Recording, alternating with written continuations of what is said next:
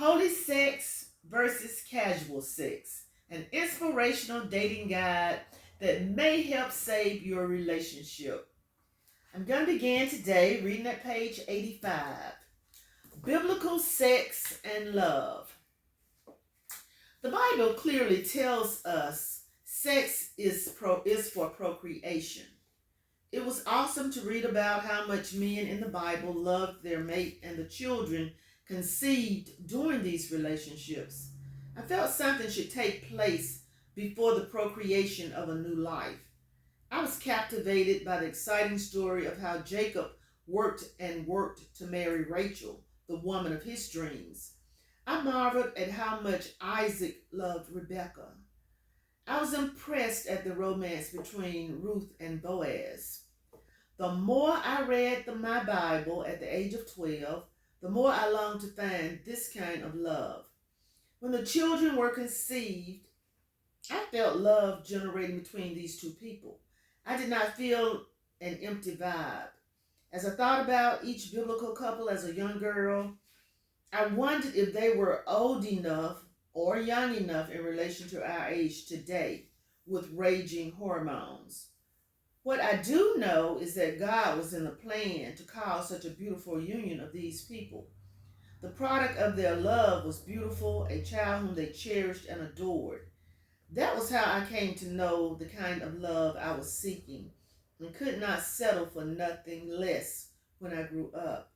These stories embellished the concept of love in my heart, even though they were biblical in nature. Those stories captured love at first sight. They created a sense of how a man worked hard to win his mate's heart. I decided at this pivotal point in my young life, my man must show me that he wants to be with me. Handing me some one-liners in a bar or club would not be enough. Reviving a relationship. I feel the most beautiful thing a man can give to a woman is heartfelt love. How does a woman feel about her man's love is the bigger question. Each woman is different and has different expectations about love. There is no one way for a man to demonstrate love. It is how a woman perceives her man's love, which makes communication a very important tool between two people. For 16 years of my marriage, I felt love was emotional security. At the age of 38, my views about love for myself changed. I needed undying passion, the kind that makes you dance when no music is playing, the kind that makes you shout when there's no reason. At the age of 48, my views about love changed again. I'm seeking a man after my own heart. Why my idea of love changed each decade, I do not know. Because I was so in tune with my emotions and invested in holy sex, I was aware of this change as soon as it happened. It was not due to a lack of love for my husband. It just happened. That's why I feel two people should not become angry when the relationship ends or divorce is the weapon that separates them. The rules of love do not tell you that your view of love will change during different decades in your life. I feel that's why the divorce rate is soaring. Partners do not stop and ask what each other needs on a regular basis. Partners keep giving each other the same type of love, which leads to an emotional rut. Then we ask, where has the love gone? By not asking, we allow someone to capture our mate's heart as we grow apart. When someone ends a relationship, it should not be seen as a negative thing because a person does deserve the right to feel loved as he or she perceives it. It's not to say that you love your mate any less. It is to say that your mate no longer understands you emotionally and you are dying on the inside. How does your mate know the relationship needs to be revived? I have no solution on how to recapture love or vitalize a relationship. In many instances, feelings for your mate have died. Holy sex is the key ingredient to reviving a relationship. Only you and your mate can make this a top priority. You and your mate should place it at the top of the things to do list. Only you and your mate can make time to invest in creating a holy sexual relationship. Each partner must explore his or her own perspective of what sex is and what it is not. Then honestly share with your partner what you need to reach the pinnacle of your idea of a great relationship. Be honest, open, and very clear about your expectations in a relationship. Spare no feelings. This is the end of the road. What do you have to lose? You must work hard and donate time to this area of your life to keep it exhilarating. You must scrap routines and reminisce about your feelings and attitudes towards sex and when you first became sexually involved with your partner. If your partner is not wholly involved in renewing these emotions, it won't happen. I don't know if too much old baggage has transpired between the both of you. It will not happen. Love is a delicate emotion. When left unnourished, it loses its savor. That's why a person should learn something about themselves in spite of and because of defeats or setbacks suffered in a relationship. Love is a healthy emotion which should be displayed at all times with your mate, whether times are good or bad, happy or sad. Love must be nurtured and reciprocated. Roadblocks that put sanity back into dating. I want to give special thanks to my parents for setting limits on what time I should come home from a date until I married at age 24. They monitored my relationships. They scrutinized each date. My brothers more or less babysat me as I dated, constantly walking through the room, pretended they wanted to watch television in the room where my date and I entertained each other, talked on the phone in the room while I was trying to have some privacy, would not allow their friends to date me, and kept flicking the lights on and off.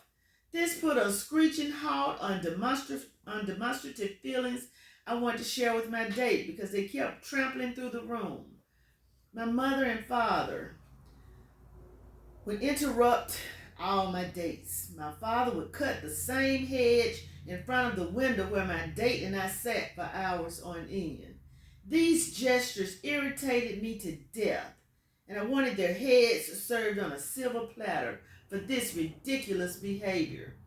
They constantly voiced their opinions about my dates, which were not music to my ears. As I look back at all those roadblocks, they prevented me from making certain choices.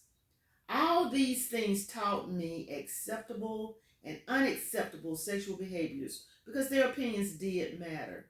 They demanded that I did not change partners like I changed shoes, which led to stability in dating, even though I felt it was none of their business. They openly expressed displeasure with my dates. My dad stayed up every night until I arrived home. This made me very self-conscious about the expectations of me. My mom constantly questioned my sexual behavior, which was not welcomed. I constantly screamed, "I can't wait till you people get out of my face." Their plan worked. My mom constantly lectured me on safe sex and respectability. She would say, "Don't be a slut. Make your date respect you." These were things I didn't want to hear, but needed to hear because my hormones were raging and some of my decisions could have been costly. This constant nagging steered me in a direction that makes me proud today. We don't think about the future when emotional feelings surface. That's why we need special people to monitor our behavior at such a young age. She quizzed me over and over again about my dates, even though I never divulged any information until the age of 46. I treasure all gestures used by my family today as I observe so many people using casual sex as an investment since the right date has never shown up. All these little things formed opinions within my schema about sex. My teachers constantly quizzed me about sex, which I abhorred and felt my privacy was being invaded. I went back to thank each of them when I graduated from college for taking such a strong interest in my sexuality. I cherish these values instilled in my heart by all these caring individuals who only wanted the best for me. Of course, it didn't seem that way at the time. To this day, I will not engage in casual sex. Even though I am 48 years old, I can still feel them peeking into my sex life and painting a portrait of me. The dating game is over. When a relationship that you cherished ends, you question whether that person ever loved you. You ask yourself over and over again, even if it ended on a good note, how can I go on without him? This is a good time, even though you don't realize it. You're reflecting over each memory to see where you went wrong. You analyze each incident to see if you had done things differently. Would it have made a difference? People change, things change, feelings change, emotions change, and hearts change. Love is still a beautiful thing. It was worth it. Love still makes the world go round. Learn to let go. Learn to let your heart say goodbye and accept the person's decision to leave you. Survive this heart crush. Resuscitate your heart. Love yourself until someone else comes along to revive your heart. My heart has been broken numerous times, but I rebounded for goodness sake. Sometimes it took years for a new love to enter my life. I used this downtime to reevaluate past relationships and evaluate what I needed in a new mate. Even to this day, I continue to evaluate past relationships because it is a continuous process. Memories of relationships still reside in your heart, but you don't have to be held hostage. Gradually, you start living again. You didn't do anything wrong. Supposedly, you did everything you thought was right. The relationship still evaporated. Some things are not under your control, feelings that belong to another. You can't make someone love you, so let go and heal healthily.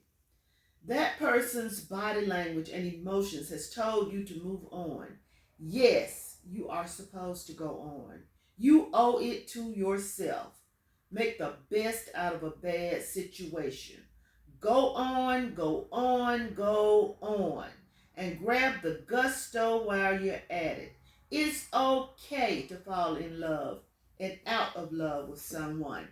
That's life.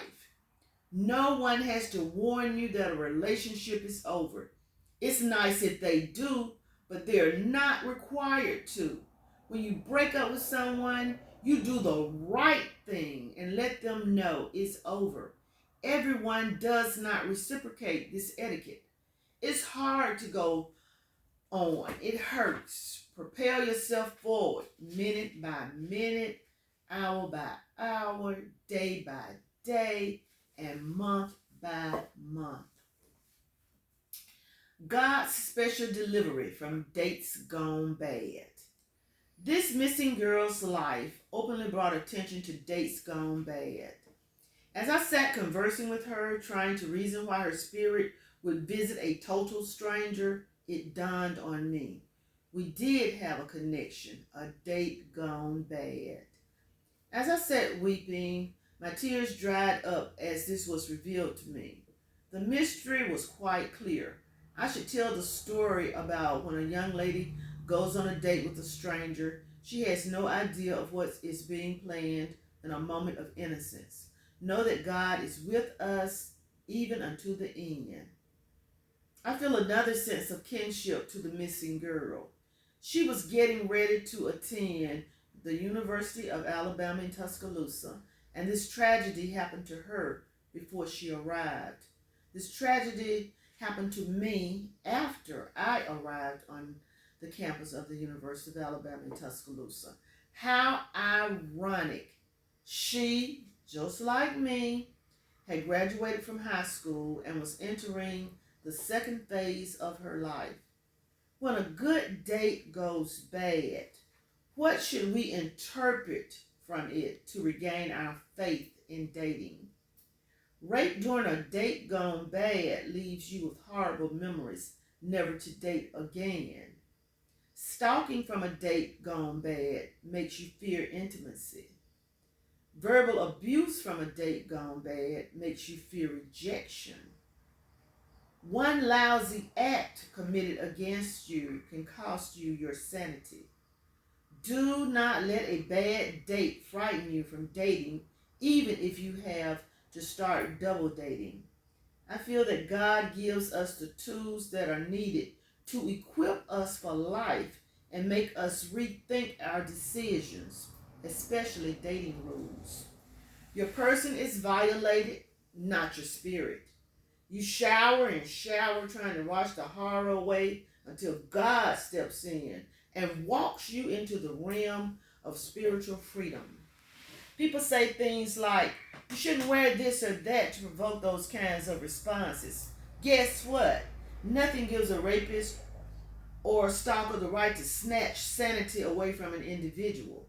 If rapists and stalkers can't control their emotions, they need to seek help. They should not excuse themselves from wreaking havoc upon an innocent individual. Women go out on innocent dates to have fun, and it turns into a nightmare. Men and women get raped and do not divulge the information because society rejects them.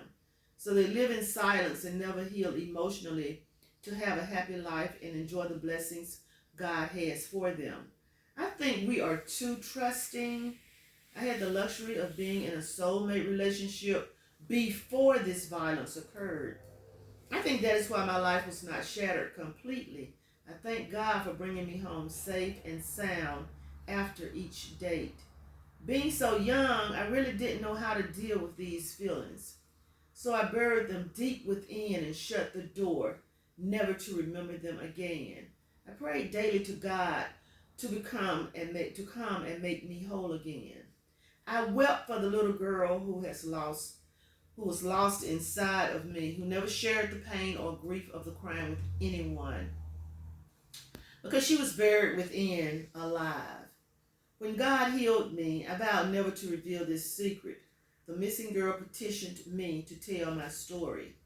So many women have been raped and have erased it from their memory, never to revisit it again. Dates gone bad allow women who have experienced this trauma to rethink their lives and express sincere gratitude to God for delivering them from the hand of the enemy. The enemy robbed us of our innocence with violence. What a tragedy.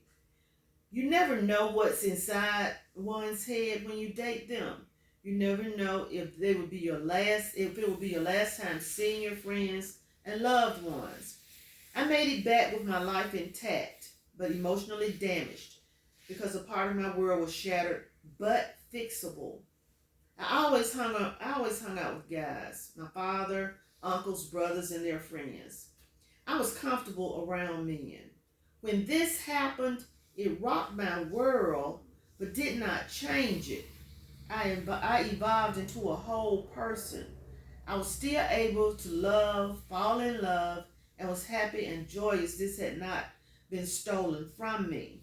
God wiped this memory from me, never to grace its doorsteps again. It became a footnote in my past and caused me to analyze my dating habits. God took lemons and made lemonade. It is important to have faith in God. Your faith can see you through any crisis. God will never leave you or forsake you. Weeping may endure for a night, but joy cometh in the morning.